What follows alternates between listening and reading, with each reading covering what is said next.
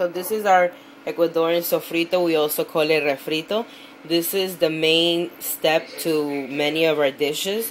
So basically what you need is a tomato, a white onion. If you don't have a white onion and you have the long green onions, the scallions, you can use like about 4 or 5 of those. And you have some cilantro, it's about a handful. And right now I'm using a half a pepper, but you can use a whole pepper. Bell peppers prefer, but if not, also the long Italian green ones, I like those too.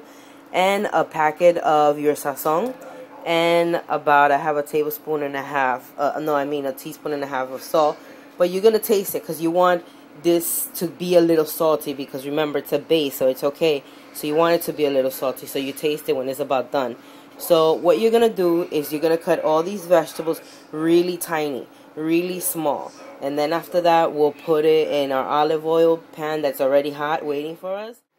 So you see, that's how I want it cut. Really small, really small, small. The cilantro I'm going to add after this has rendered down a bit. So you add that to your pan. Your pan should be hot. And right now you're cooking at a little bit high. Almost full high. And you're moving it. Okay, don't stay far away from it. Later on, when you are reducing it, that's when you're going to lower the heat. And of course, you're going to keep moving it. You don't want to be away from this for too long. It'll get messed up on you. And you know what? I actually told you too long. 35 minutes is too long. This should be ready in about 20-25 minutes. I was thinking about something else. I'm sorry. So about 20-25 minutes, this will be ready. And in 10 minutes, I'm going to add the cilantro and the package of sazon. So we're cooking it down for about 10 minutes. And we're moving it. We're moving it. And remember, this is going to run down to about half of this. Maybe even less. And oh man, it has so much flavor once it's ready. Nice. So 10 minutes later, look at that. Rendered down a lot. So at this point is when we're going to add our cilantro, our sazon package, the salt. Alright.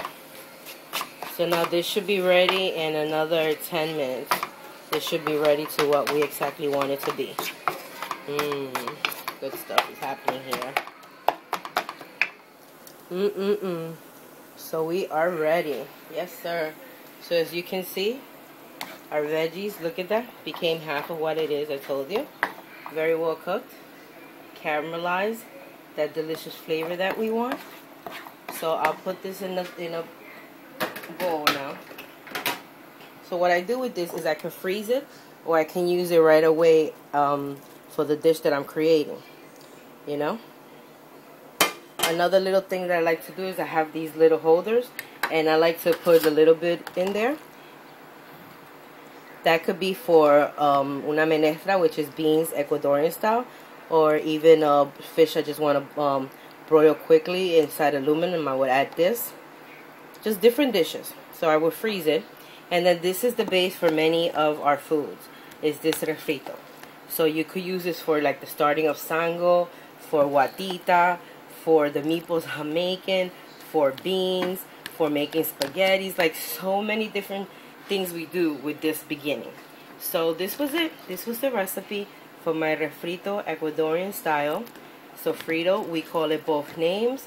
If you like it, and if you like my dishes, this is one of the sofritos I make. This is the Ecuadorian style one. You can also try it. Has that little bit of extra salt. The flavors all together, the jumping in your mouth. You know that this is going to flavor whatever you decide to make amazingly. So it's really quick. Just make it. It ended up being just total 25 minutes. There you go. Hope you enjoy.